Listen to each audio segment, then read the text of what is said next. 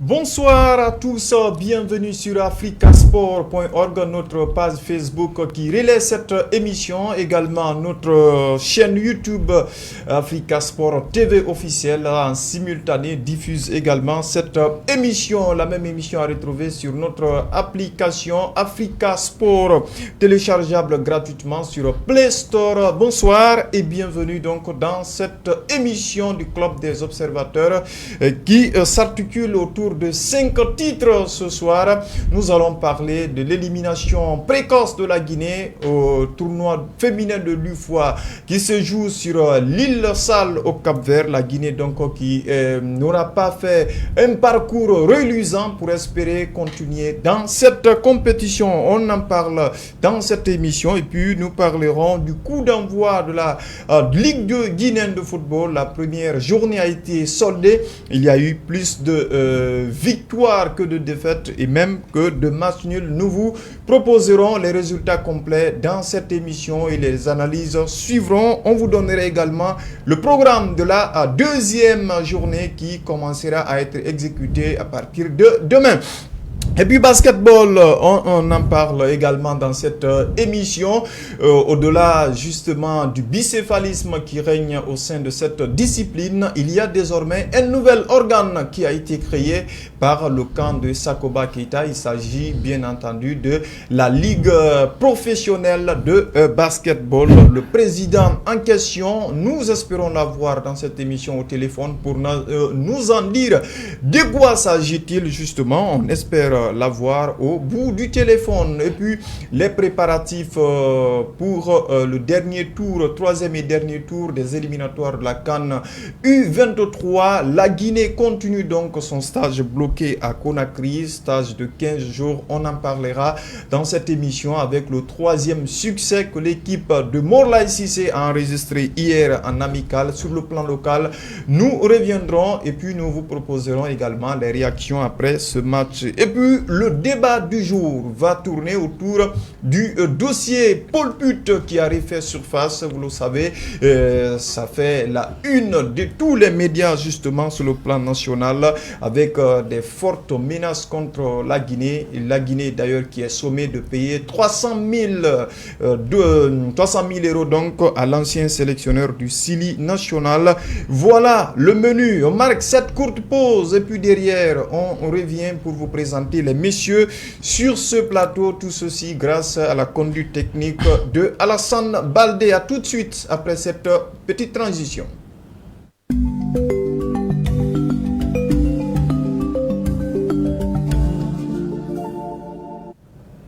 Retour dans le Club des Observateurs avec les messieurs bien installés sur ce plateau avec Marif Youla qui fait sa première apparition sur le petit écran d'africasport.org. Bonsoir messieurs, bienvenue.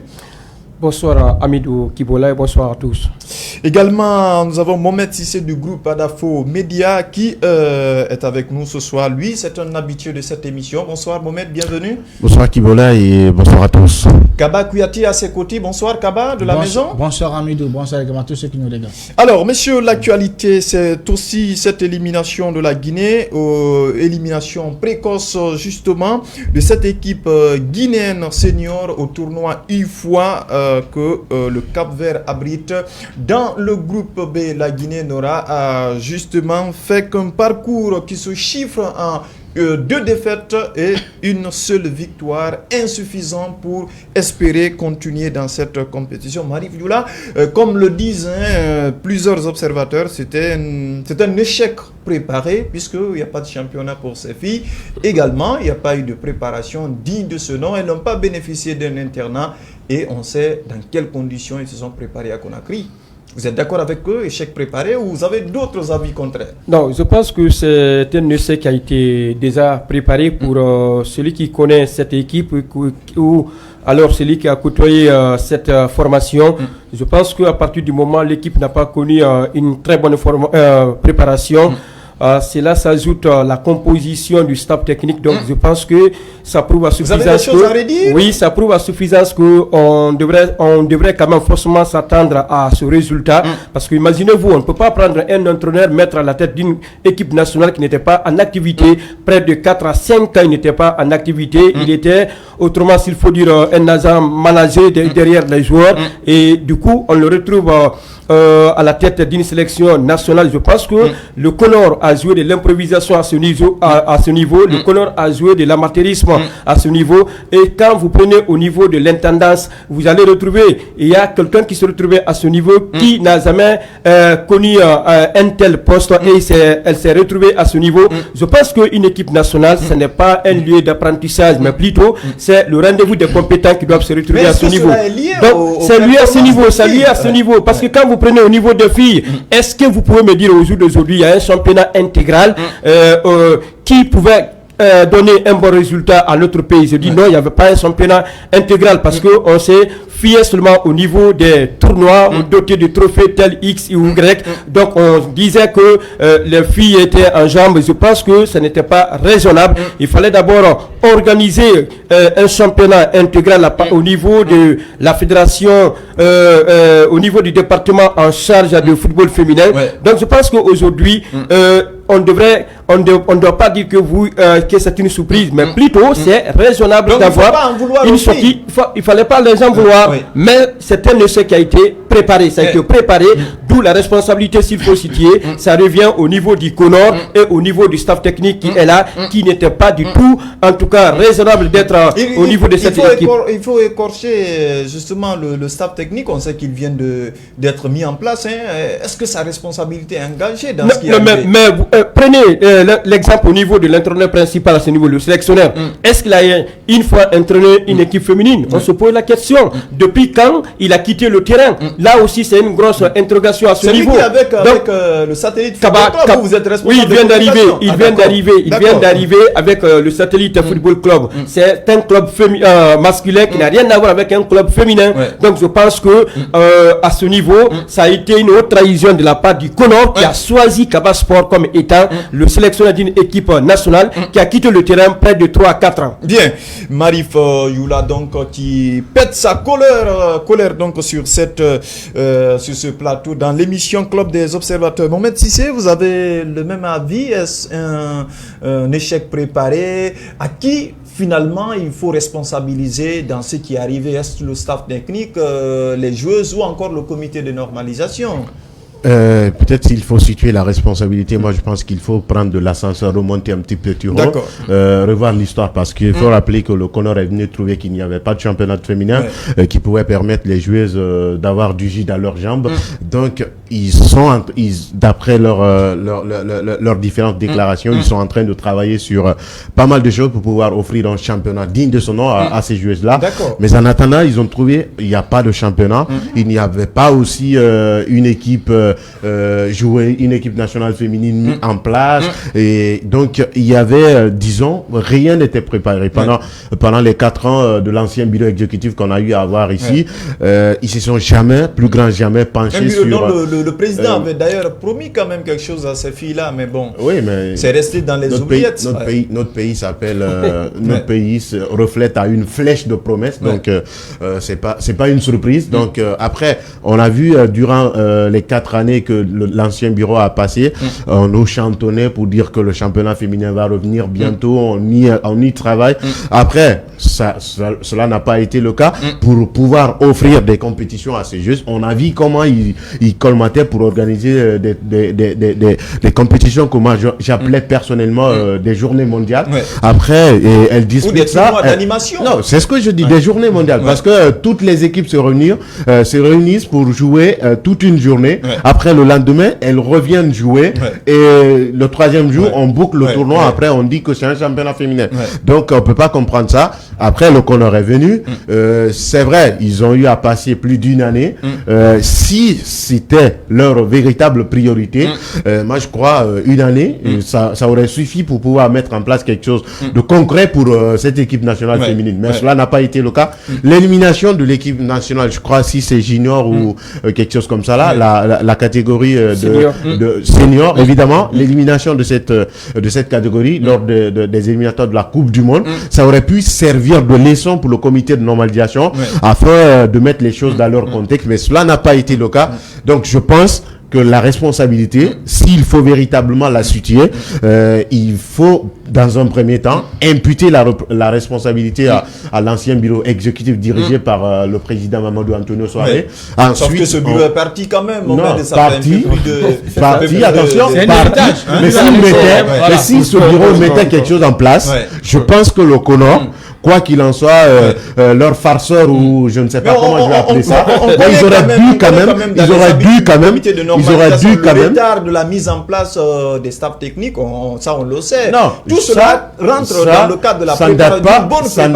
Ça ne date pas de cette équipe nationale féminine.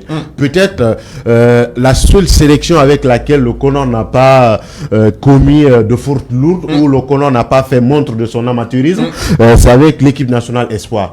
Parce que là, vous avez Morlaye Cissé qui a disputé pas mal de matchs amicaux, mais avec toutes les autres sélections, c'est à 2 semaines, à un mois qu'on intronise les sélectionnaires à la tête de l'équipe nationale, et puis pour dire qu'on s'attend à un résultat. Moi, je pense qu'il faut éviter forcément l'improvisation. Il faut penser que le football, c'est l'organisation, et c'est toute une vision.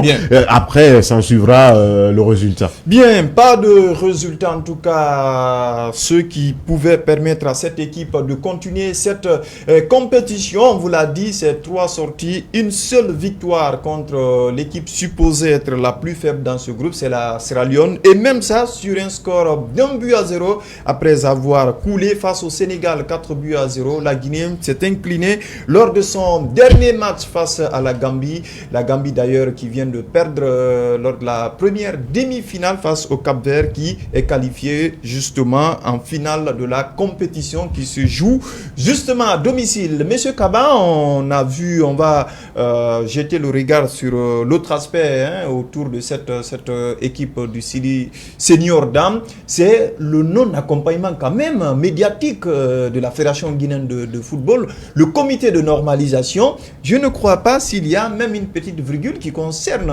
cette équipe sur la page de la Fédération dans ce tournoi. Comment vous trouvez cela? Non, cela veut dire que tout simplement que le football féminin se trouve en tout cas dans la poubelle. En tout cas parce que depuis belle lurette, vous vous rappelez avec l'ancienne équipe dirigée par Antonio Soare, quand la Guinée avait été battue ici par l'équipe camerounaise au stade du 28 septembre sur le score de 9-0.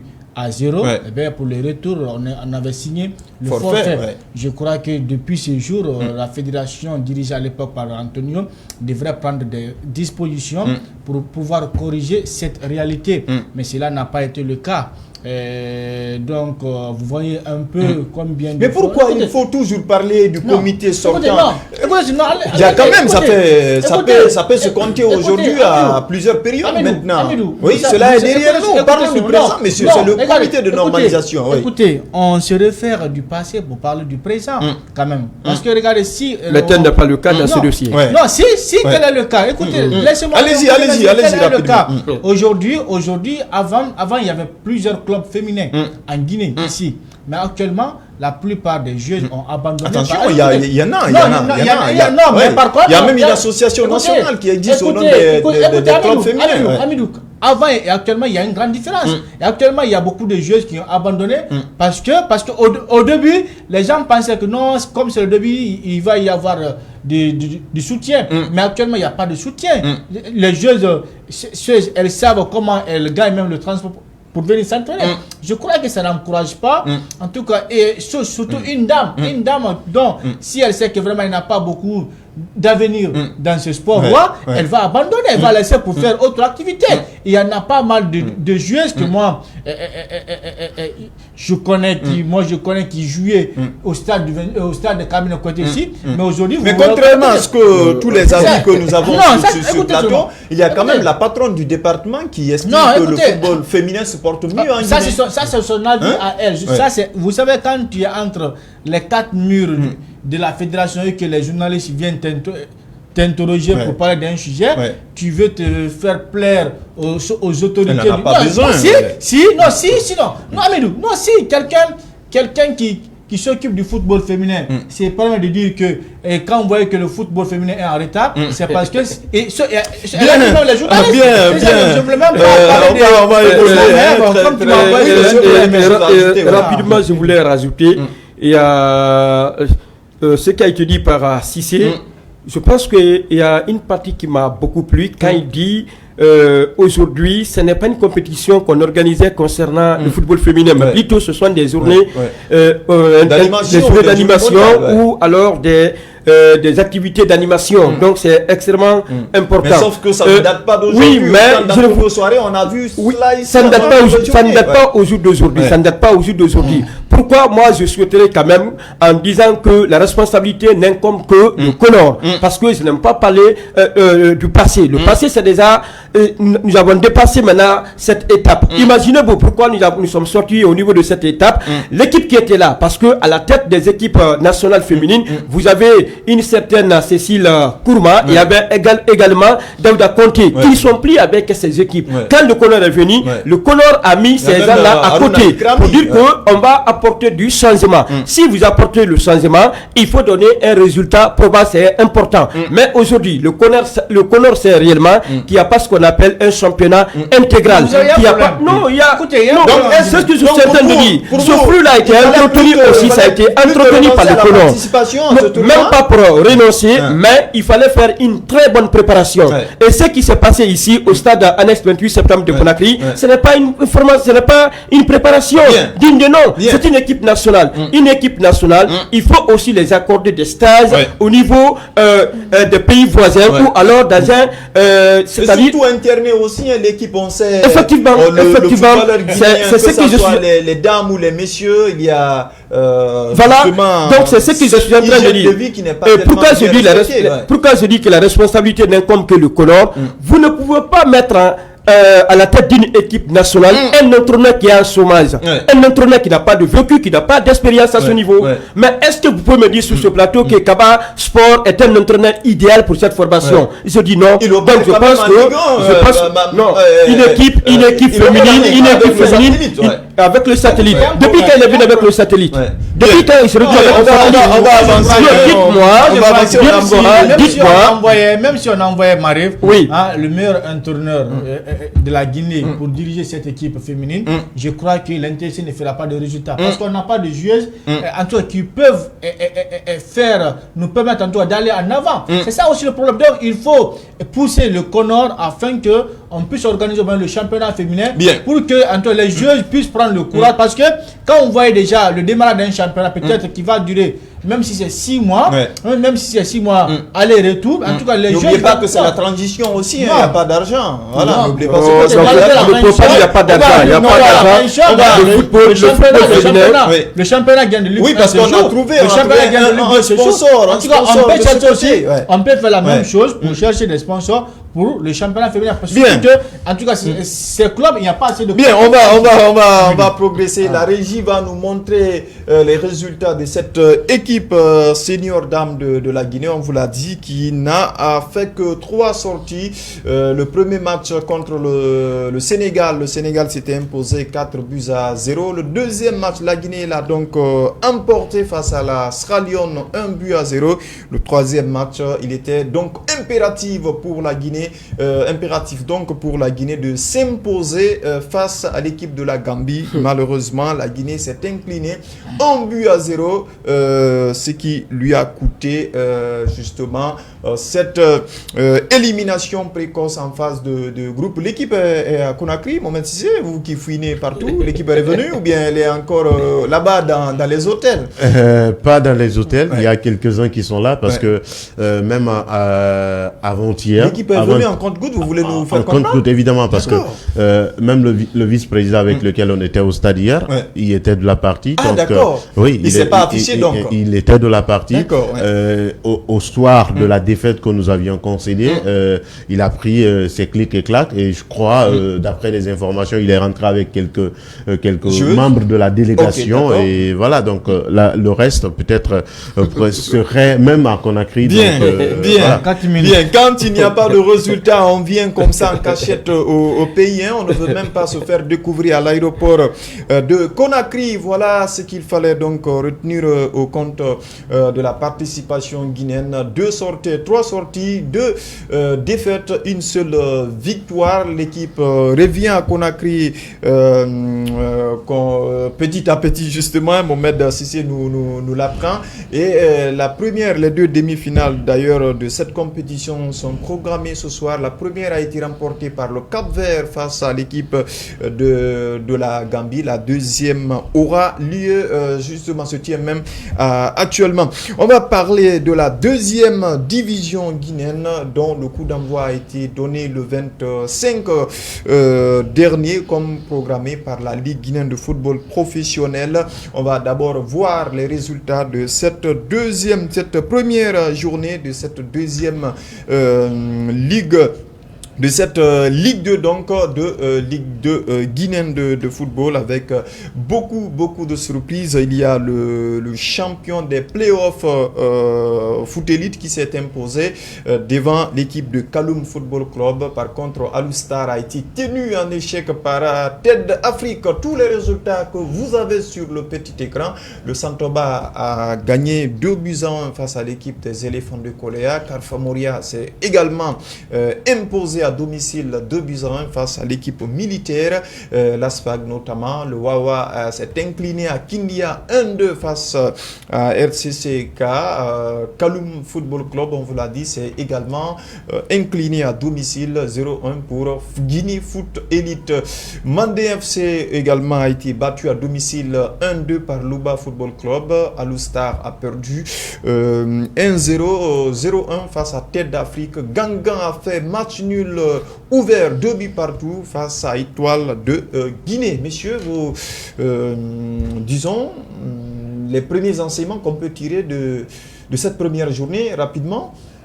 Bon, moi je pense que cette première journée de la Ligue 2, nous constatons d'ailleurs toutes les équipes sont motivées à de l'engagement à ce niveau. Je pense que la plupart des équipes commencent quand même, même si on me dirait que c'est très tôt, en train de tirer des leçons pour ne pas se retrouver au niveau au bas du tableau. Donc c'est ce que ces clubs sont en train d'éviter parce que vous avez vu d'abord la rencontre qui avait opposé Santoba aux éléphants de Koléa, une rencontre qui s'est disputée au stade annexe 28 septembre de Conakry. Donc je pense qu'au jour d'aujourd'hui, ces équipes sont venues conséquemment pour ne pas en tout cas essayer de se retrouver en dernière position avant la phase retour de ce championnat réservé au niveau des équipes de la deuxième division. Au niveau de la deuxième division, cette équipe qui était dans les cachettes, on va le dire comme ça, les éléphants de Koléa, il n'y a aucune visibilité quand même autour de l'équipe, même quand elle était en première division, parce qu'on se souvient, ça fait combien de saisons maintenant, ou bien l'équipe est descendue même la saison dernière, les éléphants de Koléa.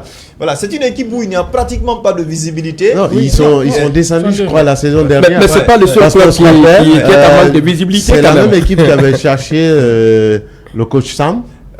Oui, Sam Diallo. Quand il avait enregistré des piètres performances. Sam Diallo, et puis il y a Désiré Foucault. Oui, évidemment. Il y a Sékou Sampare. Le club même, à l'époque, le club même était en passe de battre le record de l'AS Calo. Le club était de plus en plus en train de devenir le cimetière, s'il faut le dire, des entraîneurs. Moi, je crois, ça fait plaisir de le retrouver aujourd'hui. C'est quand même une bonne entrée pour tous ces clubs au regard des résultats que nous avons, parce que pratiquement, vous n'avez aucun nul fermé.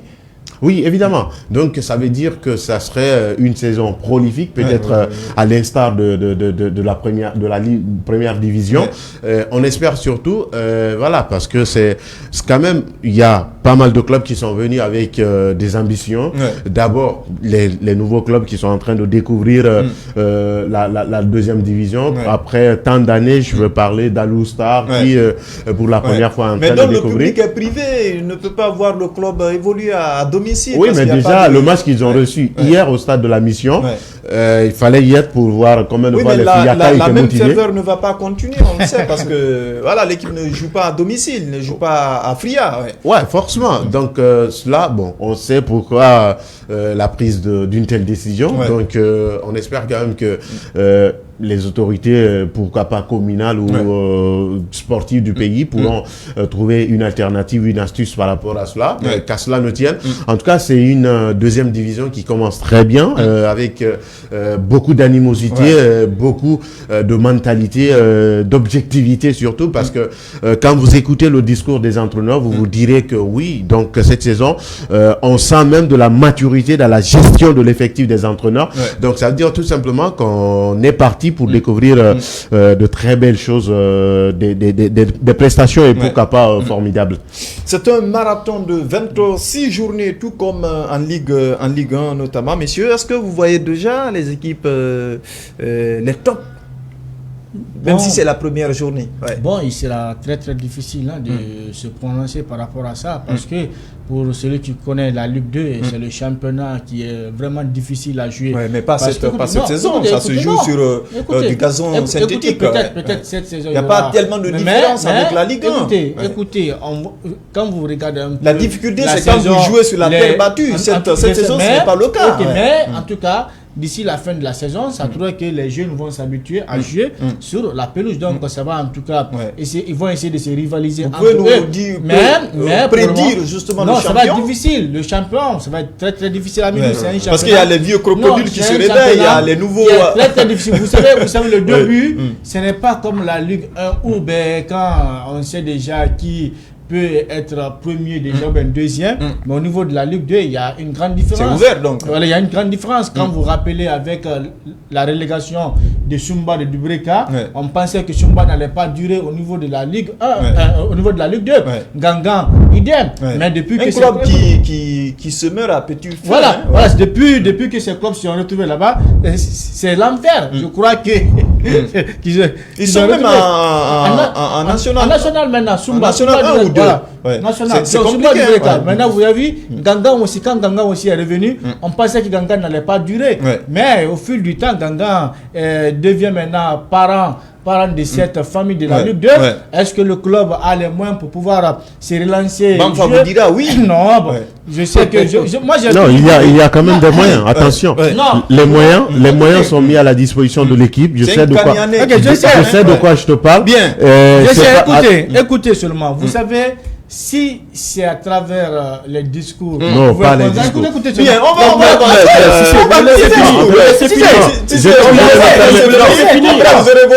finir.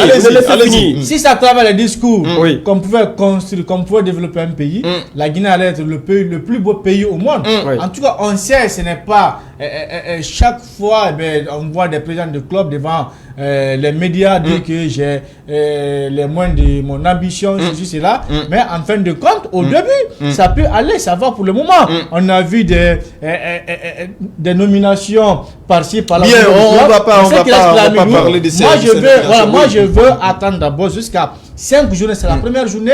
Pour le moment, les clubs sont engagés. Mohamed, si c'est vous qui fouinez, vous connaissez le Kania plus que tout le monde, la ville des agrumes. Est-ce que cette équipe de Gangan du président Elhadji Bamfa Diaby a les moyens pour espérer aller en première division au terme de cet exercice qui vient de démarrer? Non, peut-être que l'équipe ne parviendra pas à atteindre l'objectif, mais quand même, ce qu'il faut rappeler, l'équipe a les moyens de sa politique, surtout de sa politique. Mais l'objectif, c'est quand même la montée. Oui, la montée, c'est ce que je dis. Ça veut dire tout simplement que quand, par exemple, pas au-delà même d'échanger avec le président ou quoi que ce soit, c'est vrai, on a vu des mouvements qui ont été mis en place pour dire qu'il faut chercher Banfa et autres, mais sauf que les gens qui étaient à la base de ce mouvement ne pouvaient pas forcément permettre au club aujourd'hui de continuer à rejouer, parce que quand vous prenez le DPJ de Kindia, le directeur préfectoral de la jeunesse, c'est lui qui voulait forcément la gestion de ce club, et lui aussi, il y a quelqu'un qui se cachait derrière, c'est le propriétaire d'un hôtel de la place de ce côté. Après, ce dernier, qu'est-ce qu'il avait fait dans un premier temps? Il a échangé avec Banfa en disant bah écoute, je veux la gestion de ce club parce que c'est ça. Je vois que ça fait plusieurs années, ça fait plus de 8 ans, vous êtes derrière l'équipe, mais l'équipe n'arrive pas à atteindre ses aspirations. Donc moi, je peux venir en sapeur-pompier, vous aider à faire monter l'équipe. Je veux que tu cèdes l'équipe. Après, ils ont discuté, Banfa lui a fixé un prix à hauteur de 500 millions. Mais, ça, c'est entre frères. Après, ils ont eu à discuter. Le monsieur a dit, bah écoute, j'ai pas 500 millions, je n'ai pas 500 millions à mettre à la portée de l'équipe. Banfa, ils ont essayé de discuter là-bas. Banfa dit, d'accord, si tu veux réellement que je te cède l'équipe, parce que là où je suis là, je suis prêt à prendre toute ma famille pour aller en France. Parce que j'ai mon passeport, j'ai ma nationalité française. Donc, je rentre, tu achètes l'équipe. Après, le monsieur, 300 millions, ça a été un fardeau pour lui. Il n'a pas su supporter. Après cela, il a proposé 100 millions. 100 millions, Banfa lui a dit c'est petit, mais il faut voir comment tu pourras payer. Et il lui a dit, d'accord, les 100 millions, je peux pas les payer tout au coup. Je paye 30 millions. Après la première partie de la saison, je paye le reste de l'argent.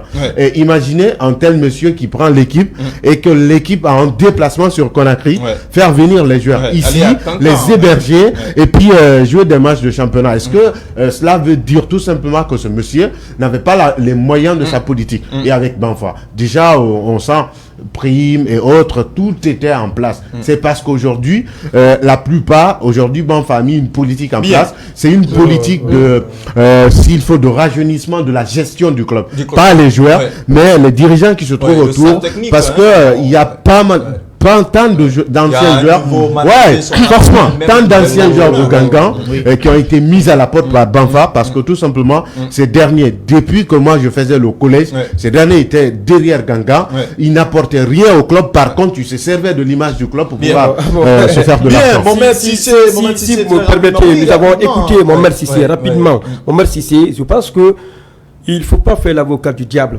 Nous sommes à 135 km de la capitale, nous sommes informés de tout ce qui se passe à Kania. Il faut, vous oubliez une chose. Vous oubliez une chose, j'ai fait mes cycles universitaires à Foulaya. Je suis aussi informé de ce qui se passe autour du Ganga Football Club. Donc, on ne peut pas le dire aujourd'hui sur ce plateau que Banfa a les moyens de sa politique. Bien, on fait là ça. Attention, je vais l'aider à comprendre ça. Quand on dit qu'il a les moyens de sa politique, mais moi par exemple, ma petite politique, j'ai les moyens de ma politique. Quoi qu'il en soit, la somme ou quelque chose comme ça. Oui, mais on parle l'entretien d'un club. L'entretien d'un club. Mais est-ce qu'il y a eu grondement au sein du club? Depuis là, les joueurs ont été recrutés. 5 joueurs sont venus de Wakria. Ils ont signé des contrats. Ils ont reçu des primes de signature. Ils ont signé un contrat où ils on essaiera. Il a les moyens de sa politique. Si vous organisera un débat pour ça, Banfa, nous avons accès à lui. C'est vrai qu'il est à Paris actuellement, mais on peut l'avoir au téléphone un autre jour. On fera ce thème justement l'objet de notre débat. On va vous proposer sur le petit écran le programme de la deuxième journée de cette Ligue 2 guinéenne de football de saison 2022-2023 qui va démarrer à partir de demain 28 janvier 2023. Foot Elite sera opposé au stade annexe du 28 septembre à l'équipe de l'éléphant de Koléa. Le 29, il y aura plusieurs matchs. Carfa Mouria se recevra à Kankan au stade de Mbaloumadi Tchakiti Gilao de Kankan. L'équipe de Louba FC. Kaloum FC sera opposé à l'Oustar, ce sera à Kaloum. Gangan reçoit à Kindia l'équipe de RC Sekamsar. Le 30, il y aura Wawa qui recevra Étoile de Guinée. Le même 30, Mandé recevra Asfag à Kankan. Et puis Tête d'Afrique sera opposé à Santoba Football Club. Le même 30 au stade de la Mission de Kaloum. Messieurs, des belles rencontres à venir, hein, surtout le match par exemple Foot Elite, Éléphant de Coléa, Éléphant qui sort d'une défaite et Foot Elite qui veut confirmer Mohamed Cissé, ça vous dit quelque chose? Oui, forcément, ça me dit quelque chose parce que déjà, ce sont deux équipes qui jouent au foot. Pas parce que... Presque est-ce que ce n'est même pas le derby de Coléa? Parce que c'est le derby de Coléa.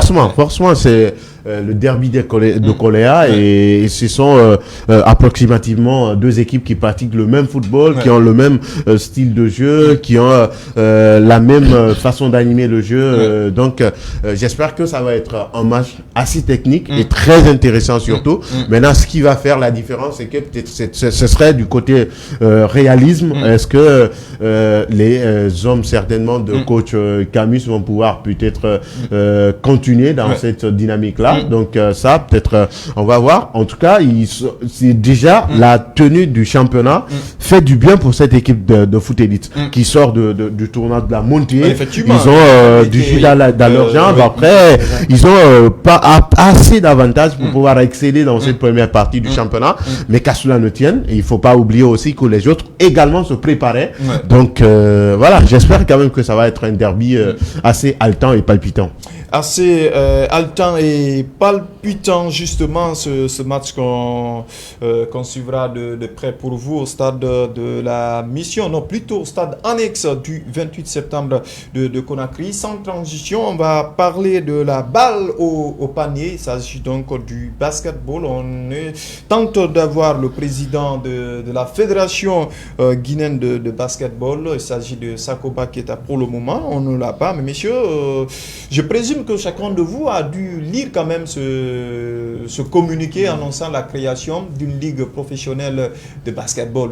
Finalement, la régie nous proposera tout à l'heure le communiqué sur le petit écran et on espère, comme on vous l'a dit, avoir le président Sakoba Keita pour nous parler du bien fondé de cette nouvelle institution qui va se charger également de la gestion du basketball. Au-delà du bicéphalisme, il y a, parce que de l'autre côté, on m'apprend qu'il y a Élite, il y a aussi un nouvel organe qui a été créé de ce côté, et par là, on nous parle quand même de ligue professionnelle. Bon, moi je crois que au niveau du basket, jusqu'à présent, ça ne va pas. Il faudrait d'abord trouver une piste de solution aux différents problèmes dont souffre cette fédération, et parce que qui est divisée aujourd'hui en deux camps, et les basketteurs en tout cas souffrent de ce côté.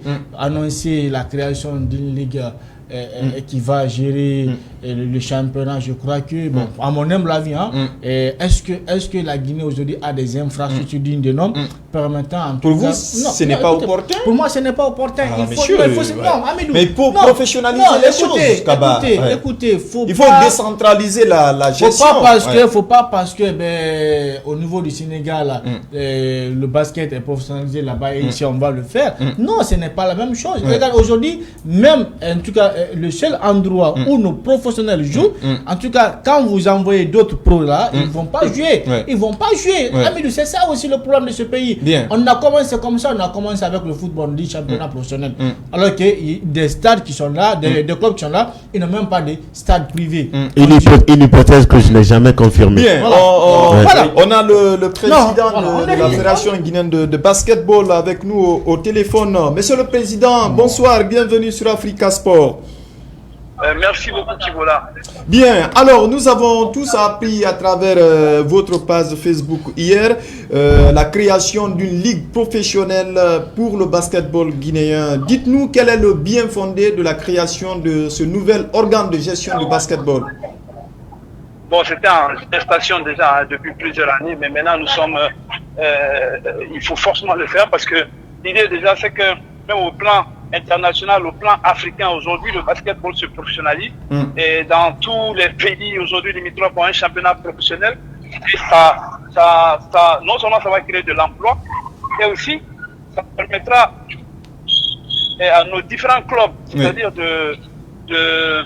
d'être totalement au même niveau que les clubs des autres pays africains, parce que vous n'êtes pas sans savoir, même quand nous jouons par exemple des compétitions comme la NBA League, qui est un championnat professionnel, nous avons d'énormes difficultés pour adapter un peu notre façon de faire au championnat, comment on appelle ça, au championnat africain. Donc je pense que une fois qu'on sera aussi dans le domaine professionnel, les joueurs auront des contrats pro, les clubs aussi un régime totalement professionnel avec une ligue autonome et indépendante. Et cela permettra non seulement d'avoir des nouveaux sponsors qui vont venir un peu dans ce milieu, ça va générer un peu de l'argent et ça va avoir plus. Les joueurs aussi seront salariés.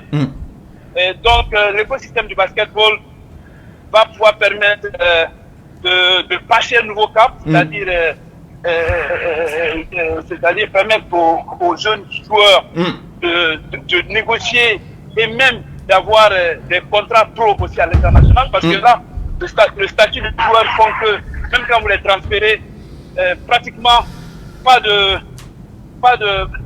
d'argent à gagner pour les clubs guinéens. Voilà, même et aussi, il faut mettre fin aussi à ces vautours qui tournent autour de nos championnats pour recruter un peu tous les meilleurs joueurs et les expatrier de fois de façon très anonyme, et tout cela ne facilite pas un peu le développement même de notre basket sur le plan local. Donc il faut prendre la vitesse supérieure, et cela nous permettra d'atteindre des pays comme l'Angola, comme la Tunisie.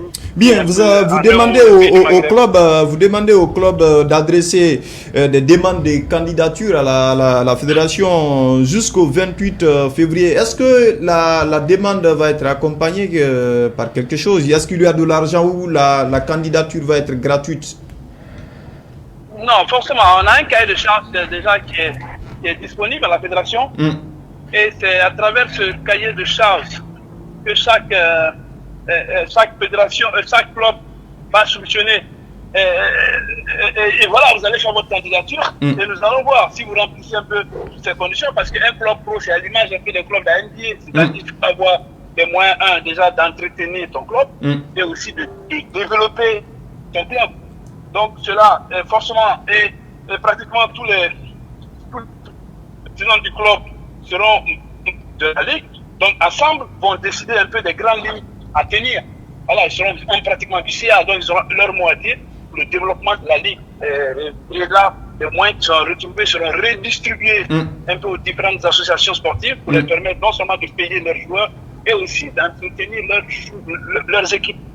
Bien, ça veut dire que oui, allez-y. Il y a Mohamed Sissé qui a une question pour vous, Monsieur le Président. Moi, en vous écoutant, je sens que vous aviez d'énormes aspirations pour le développement de basketball guinéen.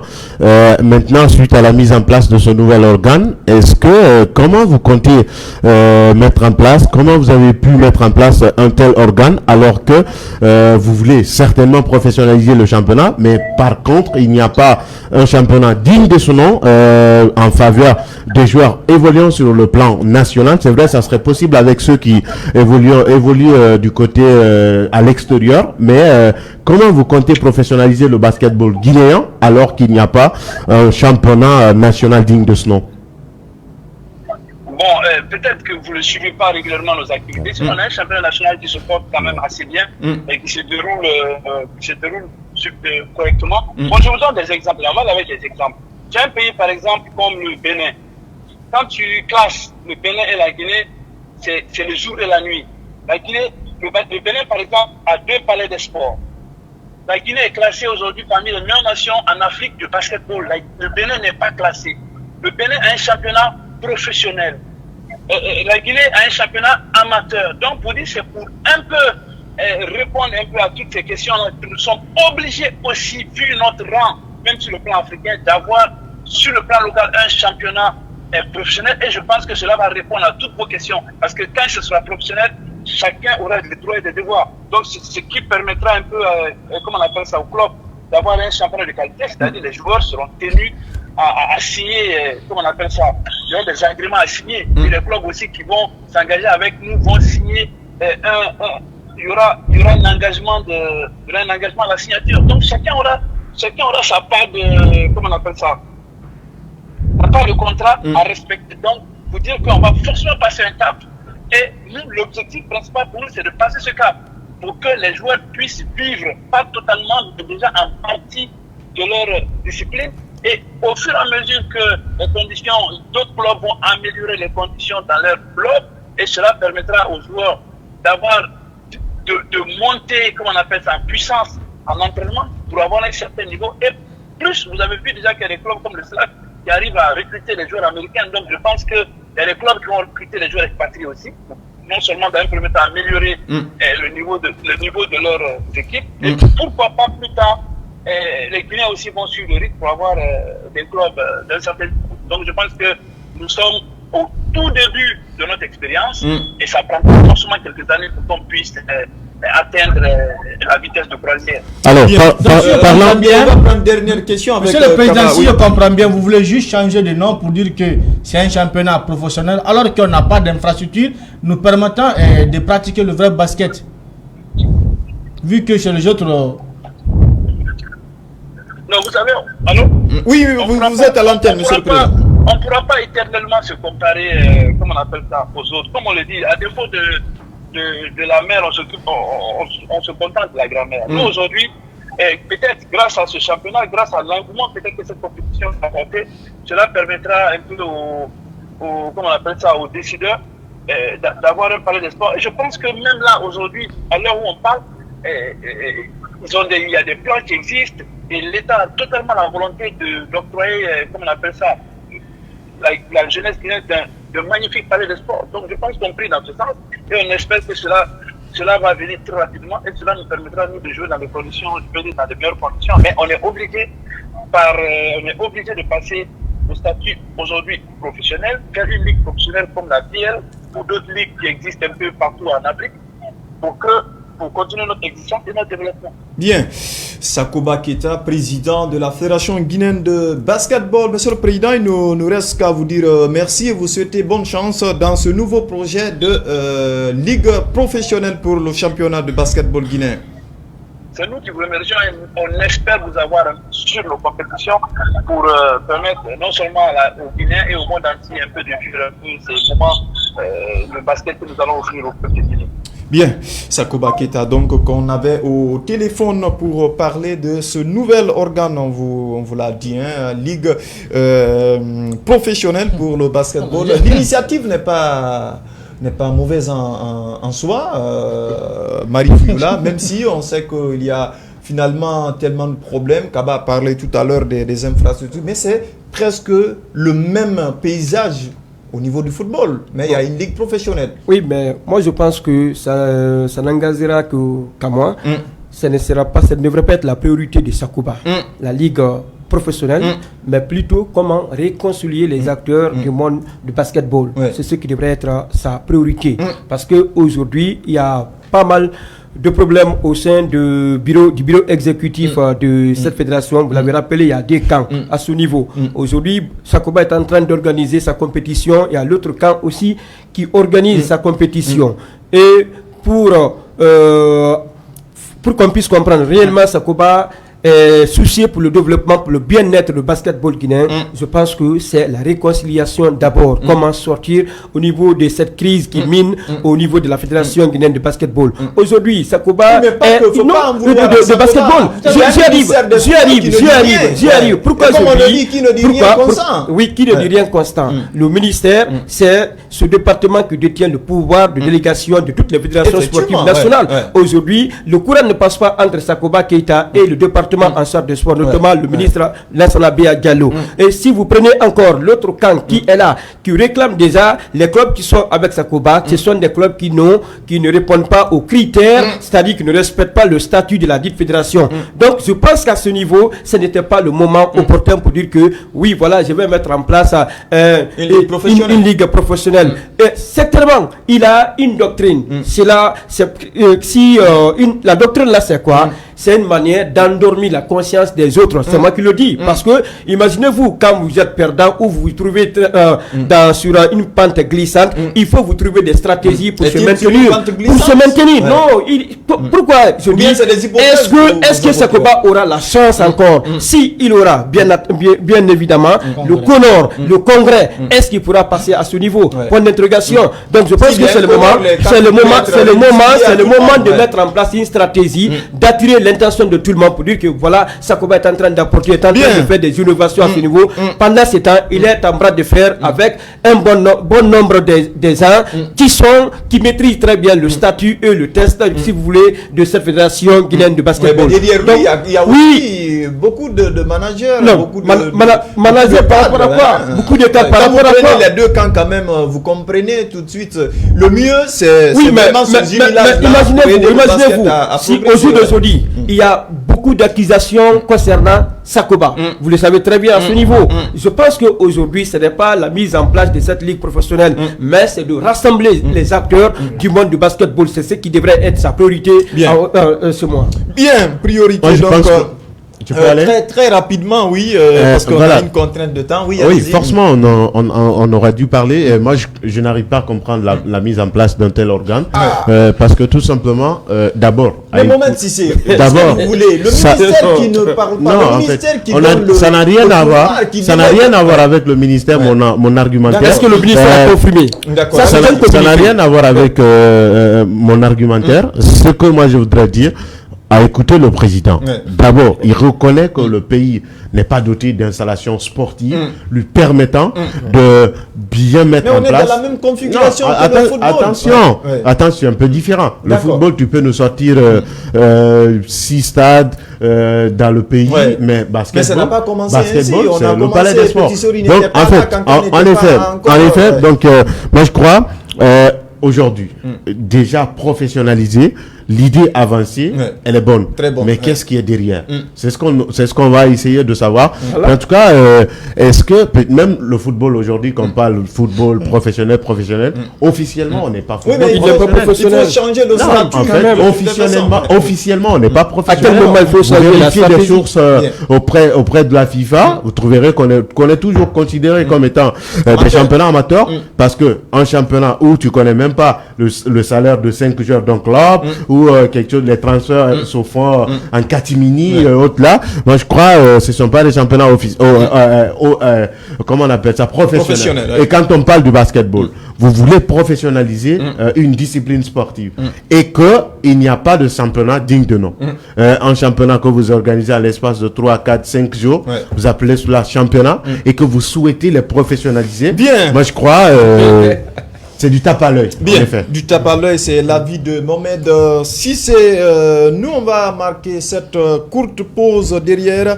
On revient pour parler des préparatifs du Sili U23 et le grand débat, vous le savez, ça concerne le dossier Siligate. Souvenez-vous, après la fessée que la Guinée a prise, après, disons, lors des 8e de finale à la CAN 2019 avec l'Algérie 3-0, il y a eu cette révélation de raquettes dans l'environnement du Sili national. On en parle juste après cette courte transition.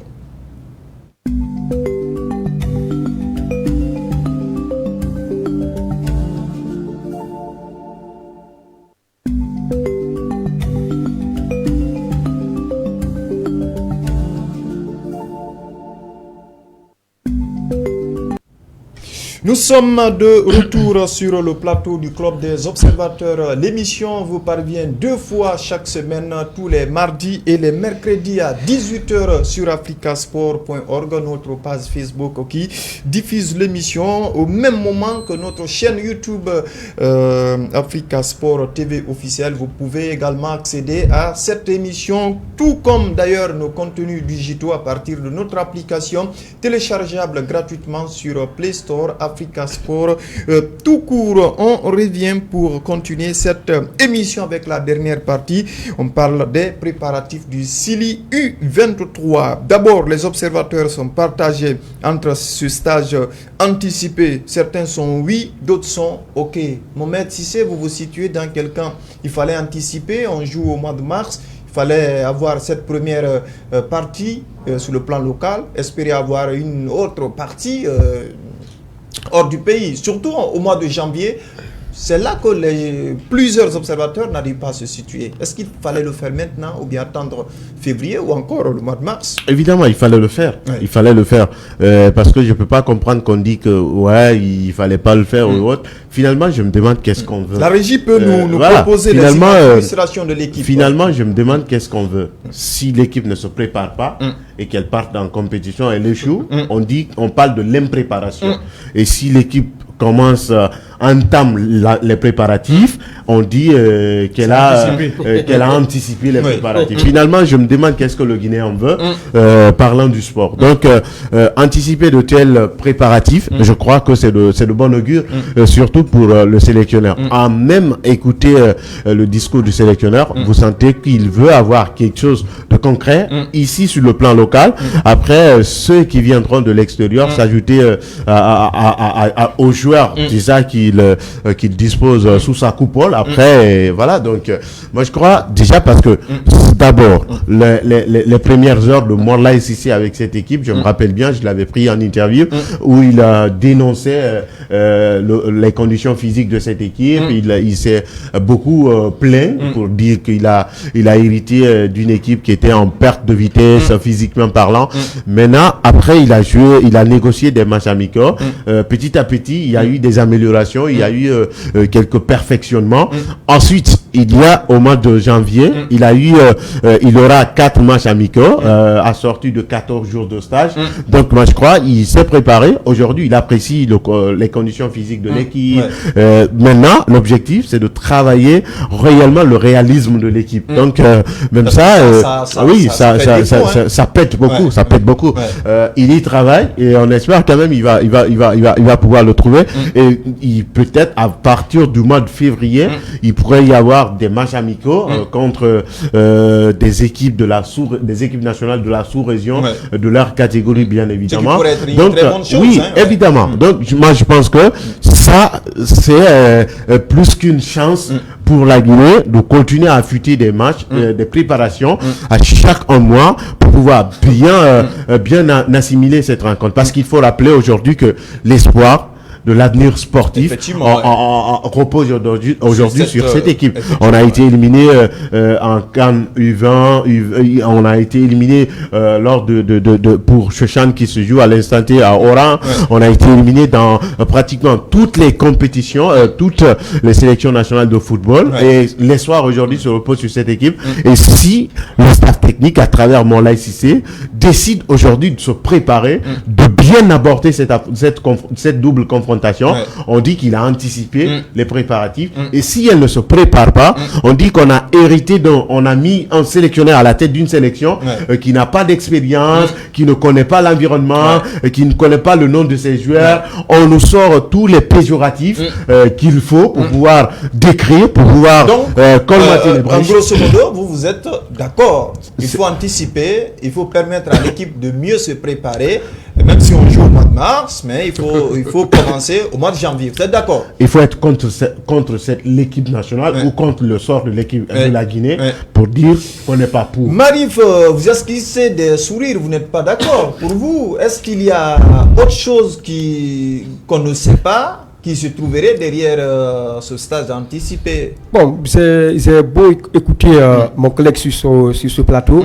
Je pense que son avis, c'est pour lui, mais aujourd'hui, moi je pense que c'est un stage que j'ai fustigé quand même, c'est critiqué. Là, il faut avoir le courage de le dire. Pour moi, c'est anticipé. Pourquoi c'est anticipé? Imaginez-vous, on devrait commencer ce stage pendant cette trêve, ce qui était plus important. c'est la prochaine trêve. Oui, justement, qu'on devrait commencer quand même ce regroupement. Non, je parle sur le plan national. Ah, d'accord. Pendant que nous sommes là, oui, effectivement, la Ligue 1 est arrêtée. Mais si c'est le cas, ils sont dans la trêve. Oui, mais la trêve déjà trouvée. Trouvé quand même, en cours. La trêve ne durera pas, le championnat va reprendre. Ok, j'y arrive. Dans la troupe qui est là, est-ce que vous pouvez me dire que ce sont des joueurs qui seront utilisés? Certainement, vous avez fait l'interview avec le sélectionneur. Qu'est-ce qu'il vous a dit? Il a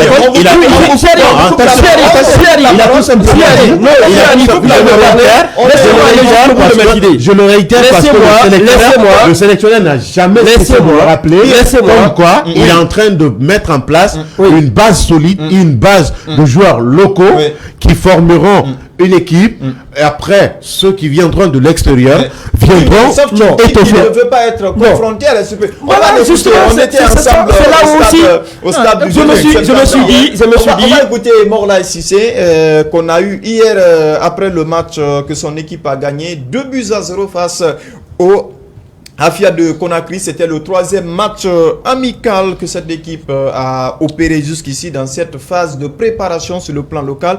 Morlaye Cissé était au micro de nos reporters hier au stade du 28 septembre. Cet après-midi, en fait, on a fait un match complet. Du début à la fin, il y avait de la cohérence sur tout ce qu'on voulait faire. Et les garçons sont restés concentrés du début jusqu'à la fin. Et je suis très content de leur match cet après-midi. On ne peut pas dire satisfait vu qu'on a, dans les 3 matchs qu'on a eu à faire, dans chaque match on a plus de 10 occasions et on ne marque pas assez. C'est un problème qui est récurrent, mais je ne veux pas leur mettre la pression. C'est des jeunes joueurs, ils ont besoin d'apprendre. Au contraire, j'essaie de les reconforter et puis de dire ça va venir. Parce qu'ils continuent à travailler tous les après-midi. Et on ne fait que des répétitions. Ça ne viendra pas du jour au lendemain, peut-être pas cette semaine, peut-être pas ce mois ou dans 2 mois. Mais je suis sûr et certain qu'à un moment donné, ça va finir par payer. Mais pour l'instant, on gagne des matchs. Malgré le nombre d'occasions qu'on a régulièrement, on arrive à mettre un but plus que l'adversaire. Et ça, c'est très satisfaisant. On a besoin de toutes nos forces pour affronter le Nigeria. Donc c'est vrai que j'essaye de mettre en place une équipe locale, mais ça ne veut pas dire que je vais m'en passer de ceux qui sont à l'extérieur. Mais parce qu'il n'y a pas de date FIFA et c'est très compliqué de libérer un joueur professionnel pour venir faire un stage alors qu'il n'y a pas de date FIFA. Donc on essaye de jongler entre les deux à la finalité pour qu'on puisse trouver une équipe compétitive pour affronter le Nigeria. Maintenant, est-ce que vous avez une idée sur votre adversaire? Si, on a une idée, on a beaucoup d'idées même, on a beaucoup d'images, on n'arrête pas de travailler là-dessus. Et tout ce qu'on fait, c'est lié. Je ne vais pas vous dévoiler exactement comment on a travaillé et ce qu'on doit faire au mois de mars, mais tout ce qu'on fait aujourd'hui, en tout cas pendant ce stage, le stage du Maroc, tout est lié. Et on essaye vraiment de faire quelque chose, de faire comprendre aux garçons qu'il y a une idée en place. Il faut que tout le monde adhère, il faut que ça soit une répétition à n'importe quel moment. Quel que soit le joueur qui est là, il est capable de faire comme ceux qui est sur le terrain au départ du match. Bien, monsieur, vous êtes satisfait? Bon, là, il est clair. Ça ne veut pas dire que je vais mettre une équipe, je le paraphrase, sur Conakry, que je vais m'en passer des autres. Mais attention, toujours, il a cette petite crainte. Voilà, puisqu'il parle de... Ce n'est pas une fenêtre internationale, ce n'est pas l'équipe senior, c'est quand même l'équipe espoir. Oui, nous avons écouté, mais je pense qu'il fallait attendre quand même, puisque je me demande d'ailleurs quelle est l'avenue de l'équipe qui était avec lui au Maroc. Qu'est-ce qu'on veut? Non, ça c'est mon avis, On n'est pas contre son avis, on appelle juste finalement qu'est-ce qu'on veut. Vous avez la parole. J'aurais souhaité quand même. Allez-y, vous avez la parole. J'aurais souhaité qu'on attende d'abord. Vous avez la parole. Pour avoir une idée, parce que d'abord, il y avait une équipe qui était partie au Maroc. Version professionnelle. Justement, version professionnelle. Ici, on devrait attendre d'abord, c'est moi qui le dis. Si pendant la période de la trêve, on démarre cette préparation, je serai d'accord avec l'entraîneur. Mais à partir du moment, on a anticipé cette préparation, je dis que je ne suis pas d'accord avec ça. Il fallait attendre jusqu'au mois de janvier ou février. Ce n'est pas un moyen pour lui d'évaluer les locaux, savoir les locaux sont en compétition. Ils sont en compétition. Attention, ils sont en compétition. Dans les clubs respectifs, ils sont en compétition. Ils sont en compétition. Non, par exemple, le cas du jeune, comment il s'appelle, Ousmane Condé, que je trouve jusqu'ici transparent dans cette sélection, très transparent, alors qu'il a brillé de mille feux la saison passée, mais pour le moment, pour moi, il est transparent dans cette équipe. Mais est-ce que vous ne pouvez pas évaluer ce garçon à partir de son club aussi? Ah non, attention, non. Le milieu, c'est match c'est ça qui trompe. C'est quand même compliqué. On va vous revenir tout à l'heure. On a aussi interrogé le jeune meilleur buteur provisoire de l'exercice 2022-2023 en Ligue 1, Salam Modou, qui fait partie de cette équipe. Il a même marqué hier. On l'a aussi eu en réaction après ce match. On va l'écouter. Il va nous parler de l'ambiance qui règne au sein de l'environnement pendant ce stage. Je suis satisfait. Je voulais marquer aujourd'hui parce que le deuxième match, je n'avais pas marqué. Donc, étant un meilleur buteur du championnat, c'était une obligation pour moi de marquer aujourd'hui. Alhamdoulilah, j'ai marqué. Je ne suis pas satisfait à 100% parce que j'ai eu 3 occasions, j'ai marqué. Bon, il y a une bonne cohésion. Il y a une bonne cohésion parce que c'est une première fois d'être en équipe nationale. Il y a certains amis, c'est le début, mais quand même pour le moment, il y a une bonne cohésion. Pour le moment, il y a une très bonne cohésion. Ça, c'est quand même, ça fait plaisir de l'entendre. Non, ça fait plaisir. Parce que quand il y a la cohésion sur le terrain, oui, et puis voilà. Mais je n'aimerais pas qu'il se met beaucoup plus de pression. Si toi tu ne marques pas, tu peux pousser tes. Il faut impérativement marquer. Non, écoute, voilà. Non, ça c'est pas du tout bon parce que des fois, tu peux être le meilleur buteur, mais chaque jour n'est pas quand même fait pour pouvoir marquer. Donc, si tu ne parles pas, il faut aider tes amis à marquer. Vous allez dire qu'il a été transparent. Oui, s'il aide un autre buteur pour marquer, je crois que ça va permettre à l'équipe d'avancer. Parce qu'avec ce genre de discours, pour passeur décisif. Voilà, avec ce genre de discours, je crois que s'il continue comme ça, il faudrait essayer de enlever cet esprit-là. Parce qu'il va se retrouver devant une formation, une autre formation. Il va coûte dire que non, il faudrait que je marque. Si c'est pas moi, on a vu des attaquants égoïstes comme ça qui, à travers ce genre d'idées, l'équipe est totalement éliminée. Je crois que c'est bien beau de travailler pour pouvoir marquer, mais si des fois la chance n'est pas là, il faut donner la passe. Il faut donner la passe aux autres. Il faut donc rappeler que la Guinée va jouer. Ça ne veut pas dire qu'il est égoïste. Non, quand même, il faut avoir des grandes ambitions. Il faut avoir des ambitions quand même. Quand vous êtes un attaquant, j'ai bien aimé son il faut avoir des vocations. Il faut avoir des engagements. Quand on est footballeur, c'est si les encadreurs qui mettent la pression sur le joueur, qu'il y aura beaucoup plus d'impact négatif. Mais si c'est le joueur lui-même qui se met la pression, je pense que c'est de bon augure. Et la pression positive. Positive surtout. Donc, pour se dire que, il faut que je marque avec l'équipe parce que c'est ça, c'est ça. Ça, ce sont des ambitions personnelles qu'il a essayé de livrer à la presse. Maintenant, on ne sait pas l'ambition collective, qu'est-ce qu'il veut, est-ce que s'il a une opportunité, c'est un peu ça. Donc, déjà, ce stage permet également à certains de se permettre de se faire appeler international. Déjà d'être international espoir. Non, quand on est déjà en équipe nationale espoir, on est l'antichambre de l'équipe nationale A. Donc ça veut dire tout simplement qu'on est à un pas de l'équipe nationale senior. Donc voilà, et puis permettre à certains jeunes dans le championnat de venir goûter un regroupement de 14 jours après repartir, ça rehausse le niveau. Parce que je me rappelle, les 2 joueurs locaux qui ont été retenus pour la Coupe d'Afrique des Nations, Gaussou Sibi et Fodé Camara, après leur retour, ils n'ont pas eu de minutes à jouer pendant la CAN, mais après leur retour, si vous avez eu à suivre leurs différentes prestations avec leur club, on sent qu'ils ont grandi de niveau. Leur palette, leur touche de balle, ça sent qu'ils ont cohabité avec des joueurs professionnels. Je crois de telles idées, même le discours que l'entraîneur tient, parce que l'entraîneur qui a un club et celui du sélectionneur, les discours sont différents, le niveau du discours est très différent. Donc même ça fait accroître la maturité du footballeur. Donc d'où la nécessité de tenir ce stage d'anticiper. Le jeune se met la pression positive justement, faut des Camara qui pètent la forme quand même dans cette équipe. Ça fait déjà, disons, ça fait la 4e année, il continue voilà, la constance. C'est cette constance surtout que moi j'aime chez lui. Il est très constant. Et il n'est pas exclu qu'il quitte le pays. Bien. Voilà. Bien.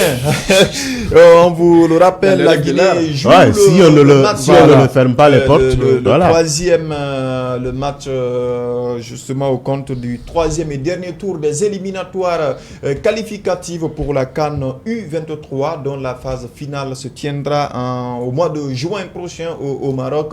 Le match aller-retour Nigeria-Guinée, l'aller est prévu le 20 mars, ce serait au Nigeria. Le retour le 28, si rien ne change à la dernière minute, ça sera en Guinée probablement, parce que nous apprenons qu'il y a une mission d'inspection de la CAF qui doit arriver pour voir les travaux réalisés au stade général Lansana Conté, l'évaluer, après quoi on saura si la Guinée recevra. Mais également vérifier les installations du stade de Nongo. Oui.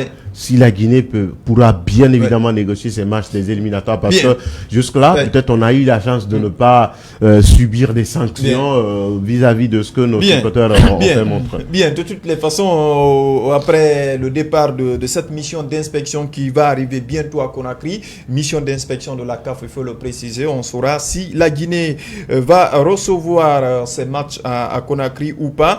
Messieurs, sans changement justement, sans transition, on va parler du dernier sujet. Il s'agit du dossier Silygate, mais la régie va d'abord nous montrer, nous replonger dans l'histoire avec cette petite vidéo qu'on va voir.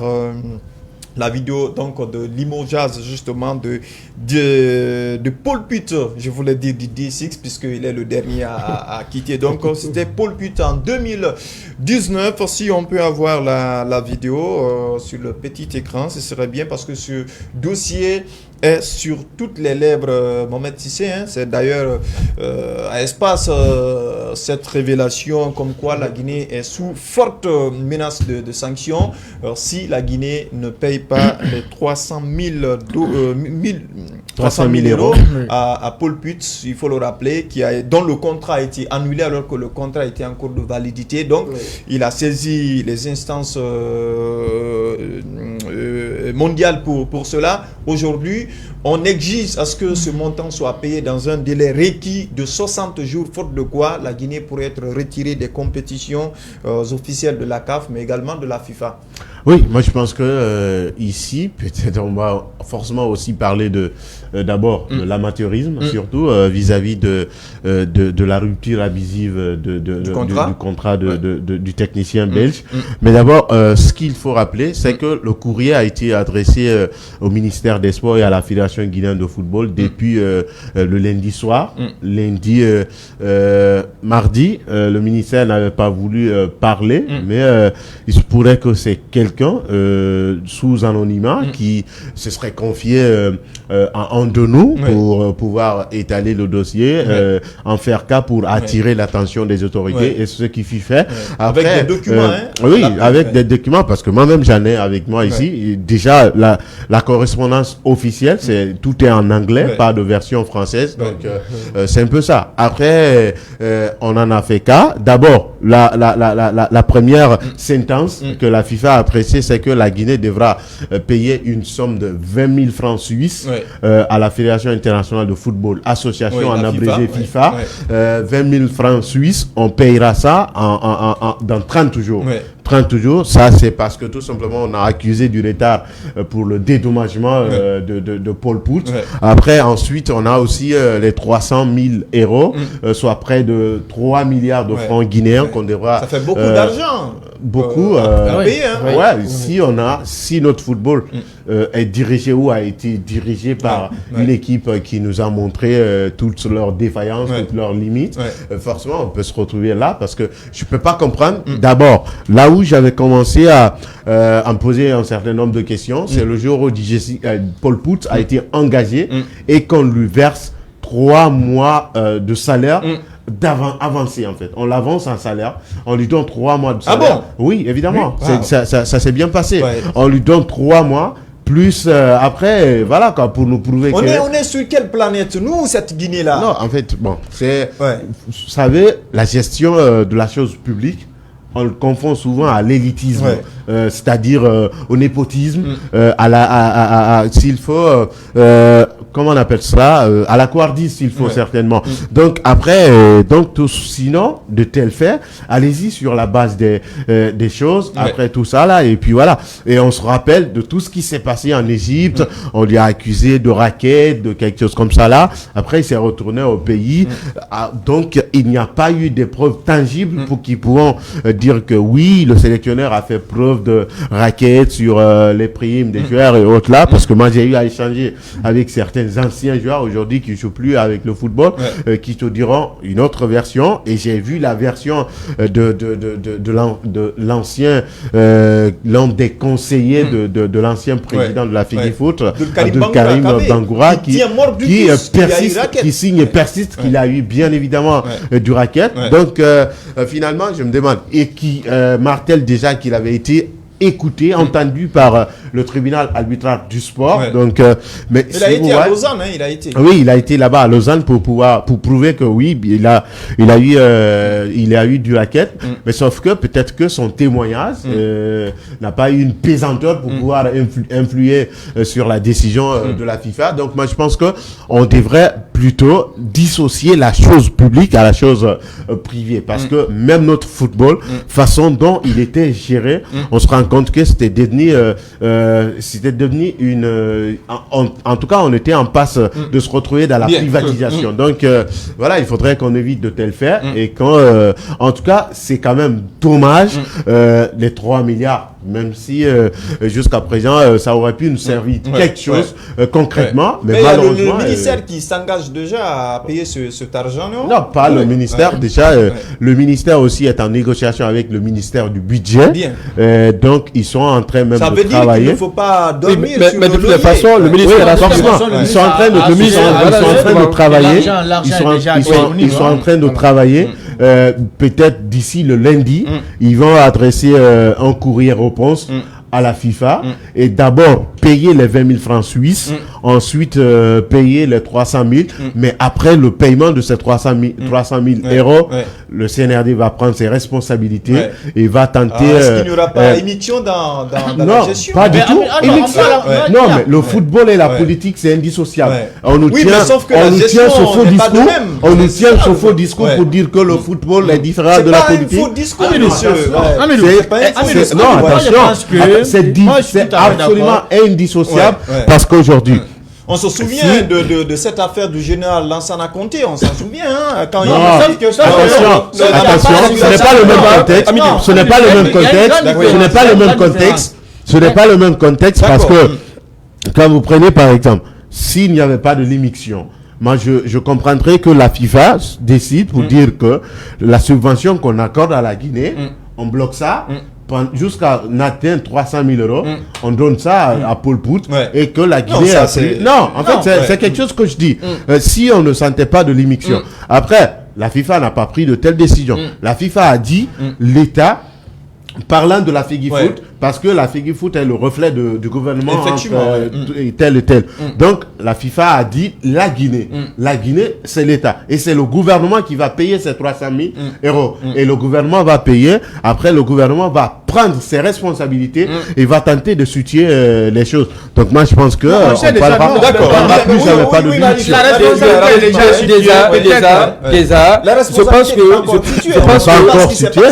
Je pense qu'on était tous du côté du siège qui Cannes 2025. Ça a été dit par le ministre qui a déjà rassuré tout le monde. Ça, c'est le mercredi. Effectivement. Donc, je pense que je suis d'accord avec Cissé quand on dit qu'on doit situer la responsabilité. Pendant ce temps, cette responsabilité est déjà située. C'est l'équipe dirigeante qui était au niveau de la Fédération guinéenne de football. Non, s'il vous plaît, si j'arrive. Je le comprends. Non, en fait, j'y arrive. Quand il faut situer la responsabilité, c'est très simple. Qui a recruté le sélectionneur? Qui a interrompu le contrat qui n'était pas arrivé à terme?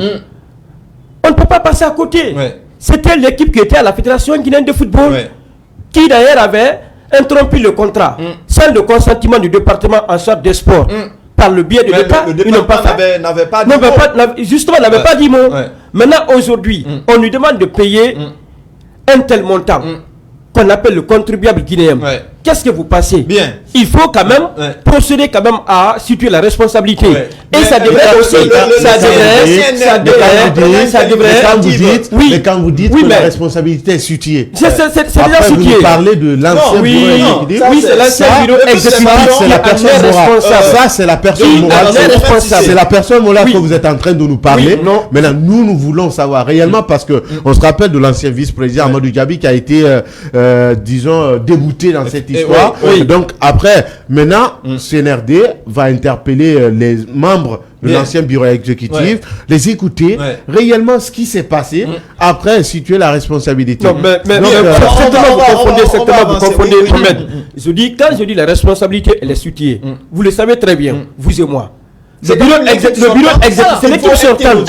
C'est l'équipe sortante. Qui était à la tête de l'équipe sortante?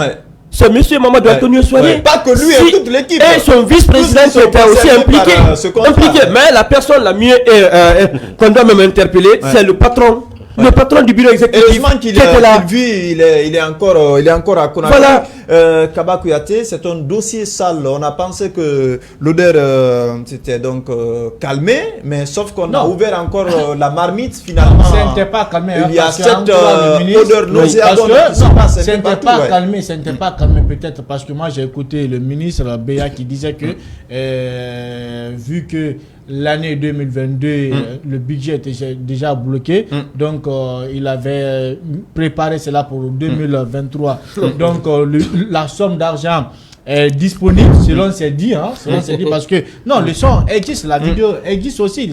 La somme existe. Donc, l'État était prêt à payer la somme. Donc, je crois que il a dit ils vont payer l'argent. Donc il n'y a pas d'inquiétude. Il n'y a pas d'inquiétude. Donc, mais c'est Béa, hein? C'est Béa qui parle. Là. Non, il a dit.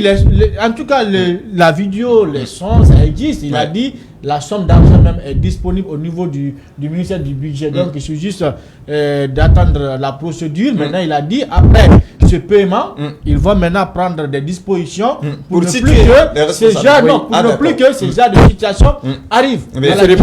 Je répète. Oui. Bien. Peut-être même après Paul Pout. On peut s'attendre aussi à DJ Six qui est en train de travailler avec son avocat parce que son contrat aussi a été résilié dans la même atmosphère, dans le même contexte. Donc, on ne sera pas aussi surpris.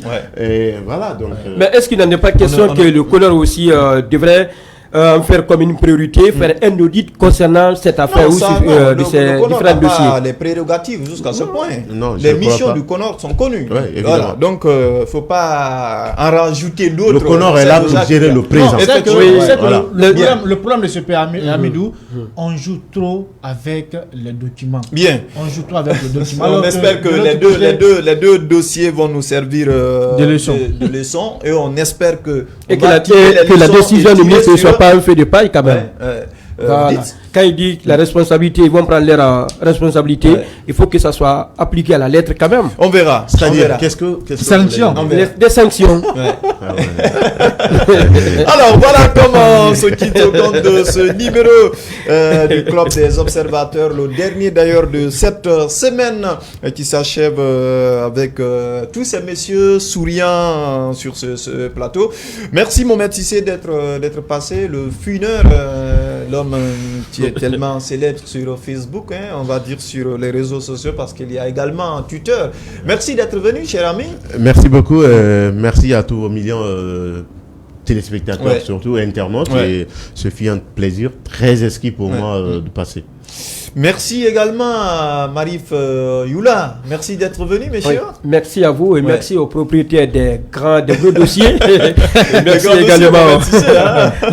Bien, Kaba Kouyaté, merci, cher ami. Oui, c'est un devoir d'être bien. Merci donc à l'ensemble de cette équipe qui m'a accompagné sur ce plateau. Derrière les machines, il y avait le duo des frères Jimo Alassane et Aloussini Baldé qui ont réalisé cette émission. Moi, c'est Amidou Kibola Bangoura, si le propriétaire des jours et des nuits le voudra bien. On se retrouve mardi prochain à 18h avec d'autres invités pour parler justement des dernières actualités sportives. Mais en attendant, vous pouvez nous retrouver sur notre site internet, le www.africasport.org.